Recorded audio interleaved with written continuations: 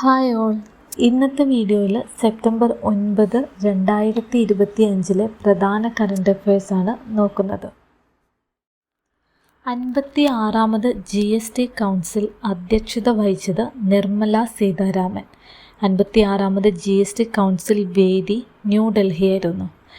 ഈ council മീറ്റിങ്ങിലൂടെ GST സ്ലാബുകൾക്ക് മാറ്റങ്ങൾ വന്നിട്ടുണ്ട്. 5% മെറിറ്റ് നിരക്കായും 18% സ്റ്റാൻഡേർഡ് നിരക്കായും കണക്കാക്കപ്പെടും. കൂടാതെ 40% ഡിമെറിറ്റ് നിരക്ക് എന്ന പേരിൽ 40% കൂടെ ഉൾപ്പെടുത്തിയിട്ടുണ്ട്. 55ാമത് GST കൗൺസിൽ വേദി ജയ്സാൽമീർ ആയിരുന്നു. ഇതൊരു PYQ കൂടിയാണ്. അടുത്തിടെ PCP സാങ്കേതിക വിദ്യ കൈമാറ്റത്തിന് ഇന്ത്യയുമായി കരാർ ഒപ്പുവെച്ച രാജ്യം. PCP സാങ്കേതിക വിദ്യ എന്നാൽ പ്രൈമറി കൂളൻ്റ് പമ്പ് സാങ്കേതിക വിദ്യയാണ്. ഇതിനായി ഇന്ത്യയും USA കരാർ ഒപ്പുവെച്ചത്. 2025 സെമികോണിൻ്റെ വേദി ന്യൂഡൽഹിയാണ്. 2025 സെമികോണിൻ്റെ പ്രമേയം building the next semi conductor power house എന്നതാണ്. ഇന്ത്യ തദ്ദേശീയമായി വികസിപ്പിച്ച വിക്രം 32 എന്ന ചിപ്പ് ഈ വേദിയിൽ അവതരിപ്പിക്കുകയുണ്ടായി. 2025-26 കാലയളവിലേക്കുള്ള ഓഡിറ്റ് ബ്യൂറോ ഓഫ് സർക്കുലേഷൻ്റെ ചെയർമാനായി തിരഞ്ഞെടുക്കപ്പെട്ടത് കരുണേഷ് ബജാജ്. നേപ്പാളിലെ പുതുതലമുറ പ്രക്ഷോഭം കാരണം രാജിവെച്ച ആഭ്യന്തരമന്ത്രി രമേശ് ലേഖക്. കാഫ നേഷൻസ് കപ്പ് ഏത് കായിക ഇനവുമായി ബന്ധപ്പെട്ടതാണ്? ഫുട്ബോൾ. 2025 കാഫ നേഷൻസ് കപ്പിൽ ഇന്ത്യക്ക് വെങ്കലം. ഇന്ത്യ ഒമാനെയായിരുന്നു പരാജയപ്പെടുത്തിയത്. വേദി താജിക്കിസ്ഥാനാണ്.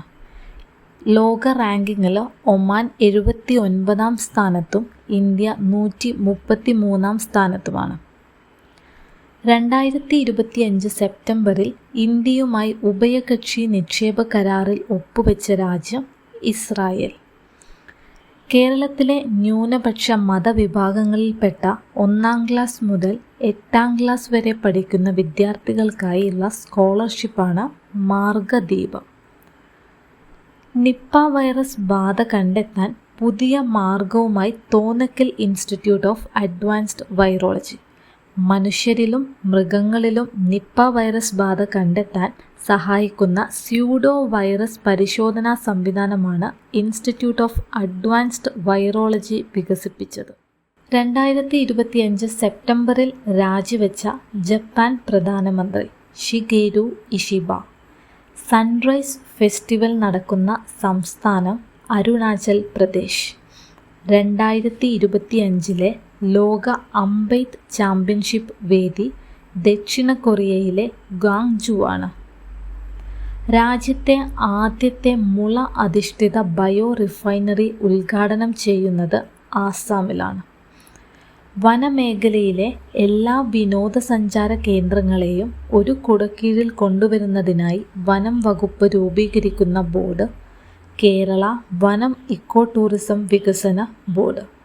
സഹകരണ മേഖലയിലെ ബാങ്ക് ലയനത്തിൻ്റെ ഭാഗമായി സംസ്ഥാന കാർഷിക ഗ്രാമീണ വികസന ബാങ്കുമായി ലയിക്കുന്ന ബാങ്ക് കേരള ബാങ്ക്.